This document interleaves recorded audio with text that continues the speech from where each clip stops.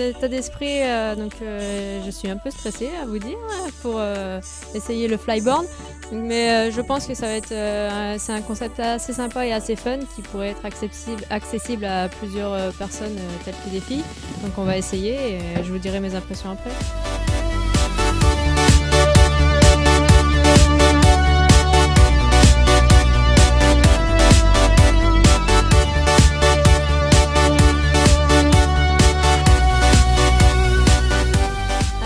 Le flyboard, comme je vous ai dit, c'est vraiment un concept super génial. Je viens d'essayer, je me suis régalée. J'ai fait un quart d'heure dans l'eau très fraîche et pourtant je me suis très bien amusée. Un peu complexe au départ pour se lever, mais dès qu'on a le coup en main, c'est parti. Et c'est super génial, franchement j'adore.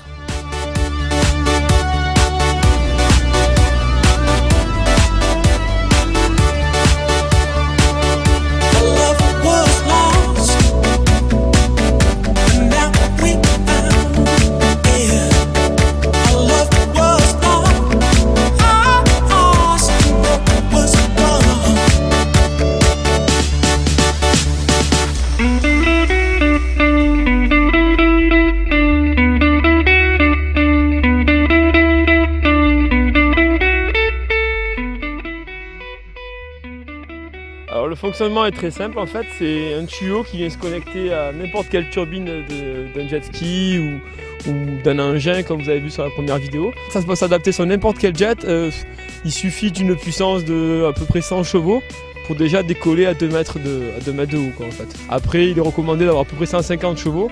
Avec 150 chevaux là vous pouvez atteindre la hauteur maximale du tuyau, c'est-à-dire à peu près 5-6 mètres. Le principe est simple, c'est un tuyau donc on connecte, il y a un système de rotation qui permet en fait de maintenir le tuyau en pendulaire.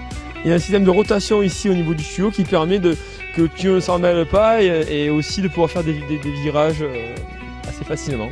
Ensuite vous avez donc là vous pouvez voir les buses principales qui permettent de donner la poussée pour décoller.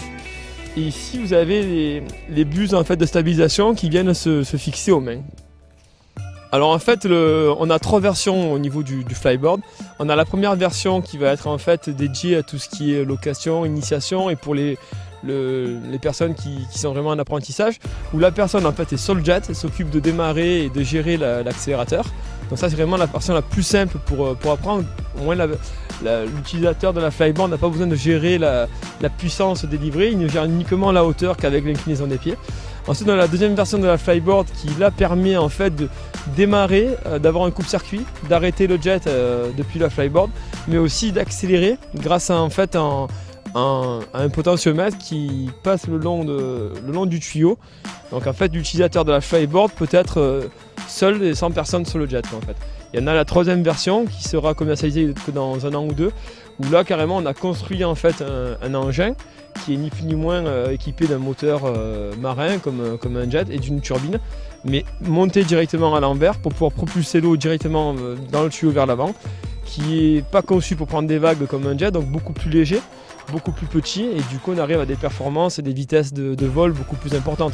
Avec un jet en 250 chevaux, vous allez atteindre à peu près 25 km/h, là on arrive avec l'autre engin à atteindre à peu près 40 km/h.